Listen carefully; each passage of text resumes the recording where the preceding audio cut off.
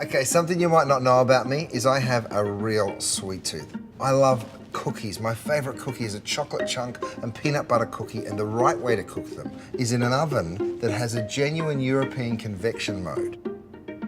When you pull a tray of cookies out of that oven, they're going to be perfectly evenly baked because the third heating element sits behind the fan. So the fan will actually blow that beautiful warm air around the oven. Even if you have 3 trays of cookies in there, you're going to get perfect results. Did you hear that? Neither did I. It's called the quiet closed door feature. It's so effortless and it just gently closes it. You don't even hear it. I like them when they're like this, still warm. Oh, they just fall apart. The chocolate's kind of melted. They're really good.